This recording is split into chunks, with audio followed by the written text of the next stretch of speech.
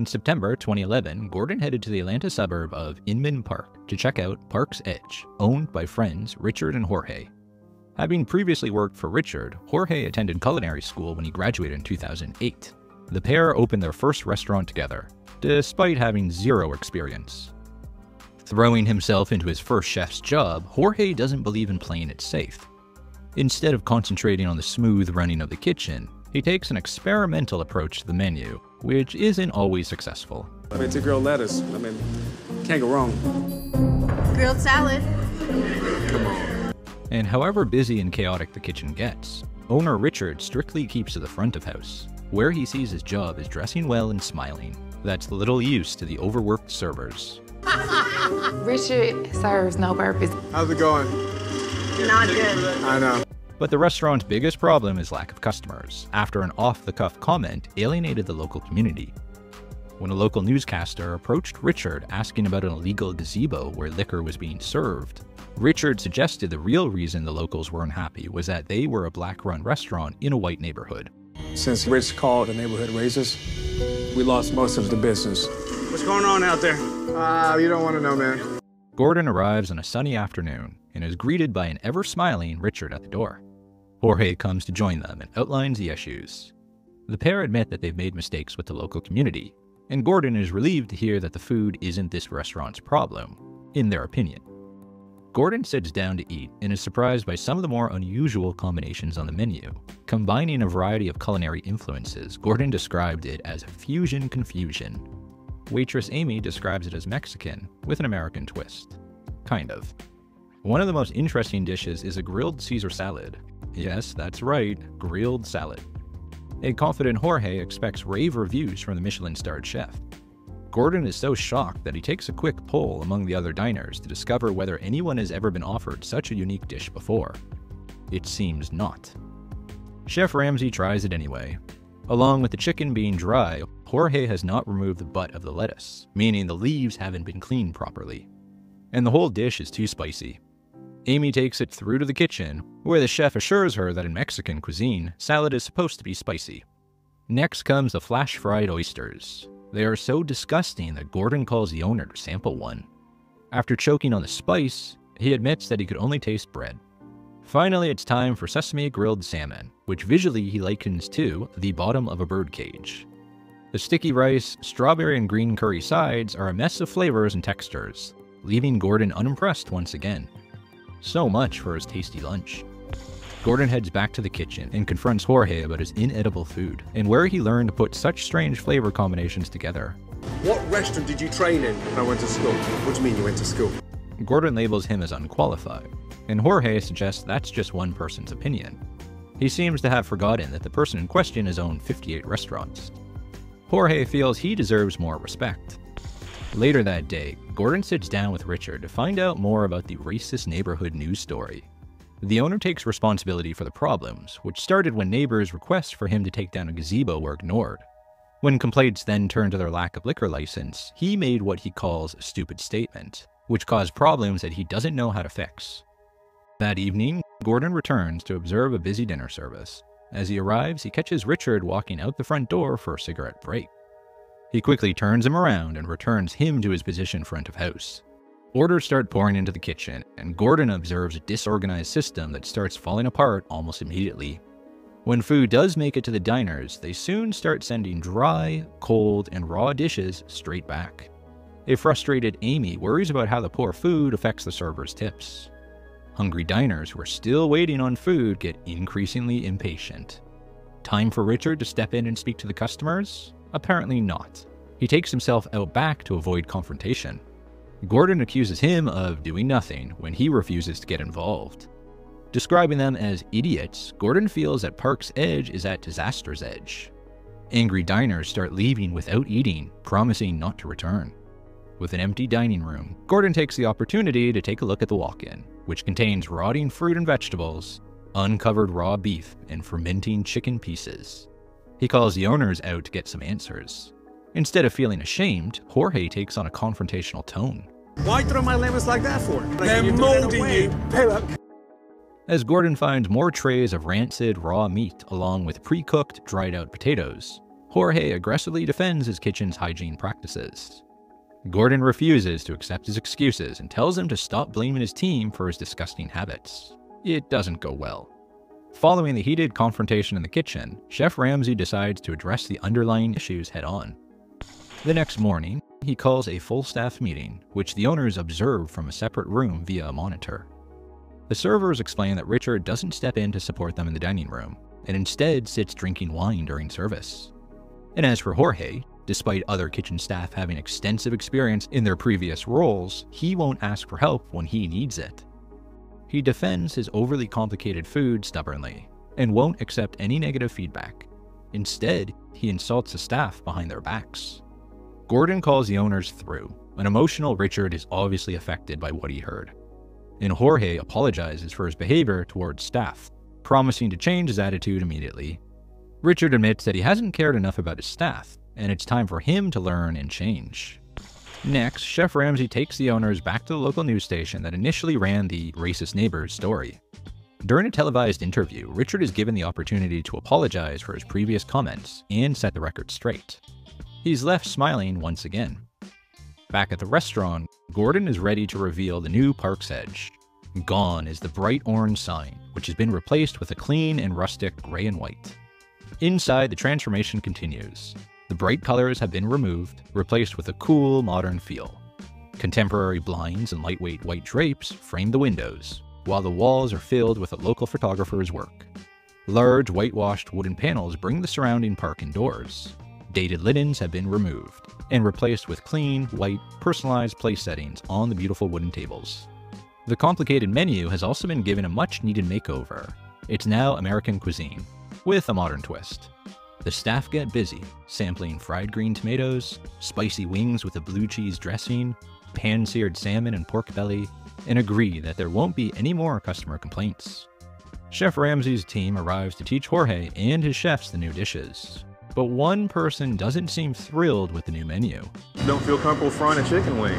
Why not? Unless she wants to put on a pair of orange shirts and go out there and serve it. They're here to train us, okay? One of the cooks thinks serving chicken wings is akin to working at Hooters restaurant, hence the orange shorts reference, thereby insulting one of Chef Ramsay's female staff members, sous chef Andy, who was there to train the employees on how to make the new dishes. Despite a stern talking to by Jorge, Matt, the line cook, still doesn't think serving chicken wings on the menu is a wise decision. Two Put a guys. little fucking respect for a fine dining restaurant and not putting fucking chicken wings on the menu. Telling Gordon that he's just a guy who knows when a menu sucks, line cook Matt is told to keep his opinions to himself and get back to work. After a tense standoff, he does just that. With the restaurant's transformation complete, Park's Edge is ready to showcase its new look and menu. As the relaunch begins, curious neighbors flood the dining room, eager to give the establishment a second chance. Orders hit the kitchen, and Jorge is determined to run a fast and efficient service. But as great as his communication now seems to be, Matt can't seem to keep his smart thoughts on those chicken wings to himself. Gordon steps in to remind him that the menu options aren't his decision, as he isn't the restaurant owner, or even a head chef. I fucking forgot more than you know. Just serve the food and shut the fuck up, smart ass. Matt continues to cook, but not well. Following a faultless service so far, he tries to send out dry, overcooked pork. Gordon catches the mistake and Jorge calls him out on it. Richard is less than thrilled too. If he fucks it up for me tonight, I will literally do something. Once again, Matt attempts to send out a stone-cold dish, and Jorge accuses him of trying to deliberately ruin their relaunch night. When he talks back to the chef, telling him to chill out with the drama, Jorge throws him out of the kitchen, physically. Gordon is impressed with Jorge's new zero-tolerance attitude, and the rest of the staff are not sad to see him go. Dishes continue to be served, diners are happy, and so are the staff. After service, Gordon sits down with the owners to share his final thoughts. He admits that he hadn't been sure that Jorge was able to step up, but was impressed with how he was now running his kitchen, and he encouraged Richard to continue being more involved with the restaurant and customers.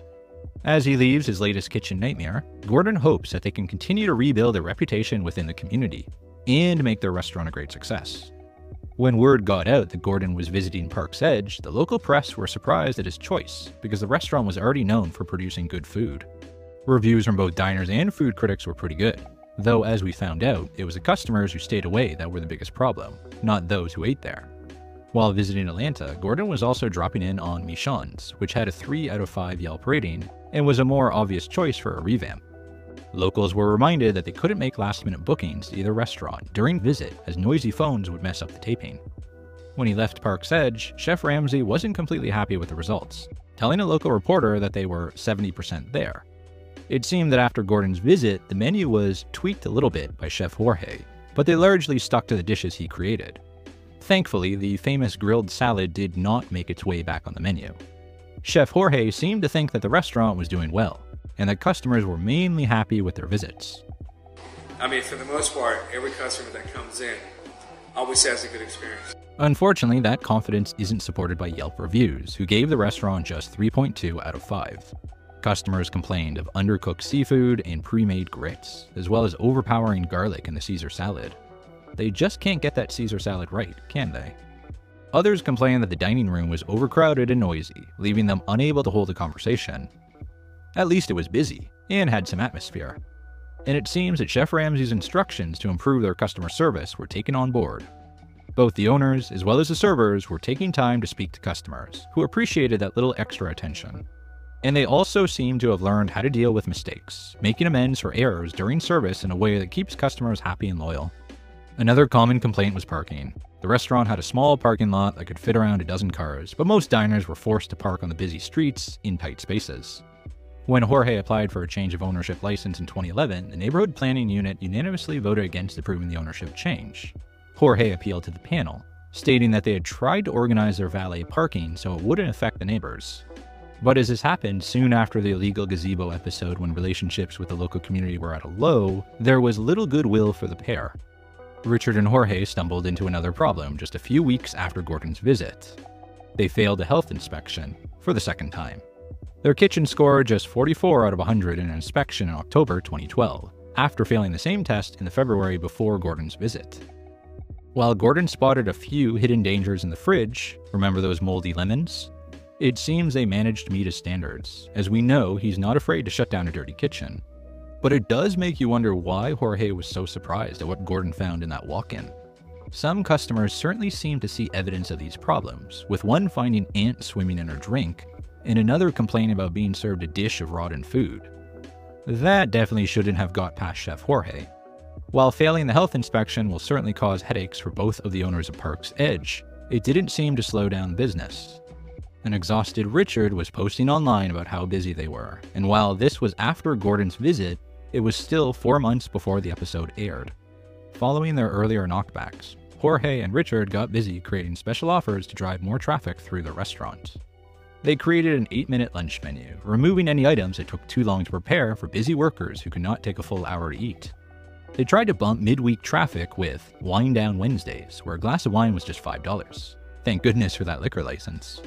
The pair also worked to bring in parties and special events to boost the restaurant's income. But was it enough to turn their fortunes around?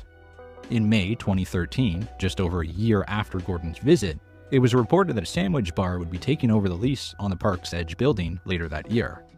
Richard and Jorge announced their plans to move the restaurant to another location, and had 3 potential options in mind. In the meantime, they were planning to stay at their existing location until their lease was up at the end of November 2013. But as the months rolled by, press reports revealed that there was still no news about their new location. When the lease ran out, Park's Edge closed and did not reopen. It officially closed in January 2014, though the website remained live until 2020. As planned, the site was taken over by Victory Sandwich Bar in spring 2014. Interior photos show that the space was transformed and was now a trendy and casual lunch spot, and no longer a fine dining experience. Victory received a solid Yelp rating of 3.9 out of 5, along with mainly positive reviews for its range of sandwiches and snacks. We can see that they also tried to make the most of their outdoor space, hopefully without upsetting the neighbors. Their bright and vibrant yellow gazebos are a great way to protect their customers from the weather, and they certainly look less like a building extension than the controversial tent Richard chose. It definitely looks like it's a fun spot, with ping pong tables to keep diners busy. What would Matt, the chicken wing hater, think of that? Viewers enjoyed watching Gordon tackle the Park's Edge restaurant, and it received a score of 6.9 out of 10 on IMDb. Viewers warmed owner Richard, and many commented positively on the way he took full responsibility for his mistakes. His honesty really was the best policy. His ownership of the restaurant's problem showed him in a really good light, leading to plenty of online support. Chef Jorge's Caesar salad was a subject of much discussion, along with its origins. Someone should probably let him know that despite the inventor serving it in Tijuana, it's an Italian dish after all. Line cook Matt's chicken wing outburst was widely criticized, with almost everyone glad that he was thrown out of the kitchen that night. Many viewers called out Matt's treatment of Gordon's talented chef Andy, who is known for her sharp wit on other Ramsay shows. When he told her to put on some orange shorts to serve the wings, making a reference to the uniform at Hooters, he angered a lot of viewers who were happy when he was removed from the team. So, what happened to the Park's Edge owners and staff after the restaurant closed down? Let's start with co-owner and chef Jorge. From what we can tell, he's still working in the food industry. His LinkedIn profile still lists him as working at Park's Edge Restaurant. Perhaps he's not ready to let go of his first executive chef role. Photos of him online certainly show him looking happy, healthy, and still cooking up a storm. And he recently shared a throwback snap with the caption, "Park Edge for life." Hopefully it brings him happy memories. Moving on to his co-owner Richard, we don't have a work update here either. Richard's last role is listed as general manager of Park's Edge Restaurant, so we don't know whether he has stayed in the industry. But he has shared pictures with friends and family where he looks happy and healthy. As for Amy, the server who tried to explain some of Jorge's more unique dishes to a bewildered Gordon, in May 2020, Amy graduated with a Master of Science in Project Management, which she had earned at the University of Southern California. She occasionally shares photos where she appears to be vacationing and enjoying her best life. And we're happy to report that she recently had a baby girl named Jordan. We're sure she had a great experience when Gordon visited, because he's known for valuing the servers. We wish her lots of luck on her latest adventure. And finally, we can bring you an update on Matt, the line cook with strong opinions on chicken wings. Matt was arrested in 2012, just 6 months after he left Park's Edge, for a probation violation, and was held on a $4,000 bond. Just over a year later, he was found with multiple head injuries, unresponsive and nearly dead from an accidental overdose. He was in ICU, and as he had no health insurance, family members started a fundraising campaign to help him. It seems from the tone of the appeal that Matt hadn't changed since his chicken wing days, with his family asking for help whether you love him or hate him. He obviously recovered because in February 2014, he was arrested again, this time for battery, misdemeanor, which he eventually pled down to disorderly conduct. He was sentenced to 10 years. An appeal against his conviction for aggravated stalking was denied, and he spent 8 years in jail between 2014 and 2022. So what actually happened? It appears that in 2012, Matt met a woman and moved in with her around a year later. After a month or so, the overdosing incident took place, and he blamed his difficult recovery on her not calling 911 fast enough. He went back to drinking and taking drugs, and started to regularly assault his partner, punching, scratching, and choking her. After another drug-related hospital visit, the victim asked him to leave. His response was to push and kick her, leaving her screaming for help. Thankfully, neighbors raised the alarm, and he fled from the scene as police arrived. He was charged and jailed, but on his release, he returned to the apartment, leading to a conviction for him and a protective order for her, which he repeatedly violated.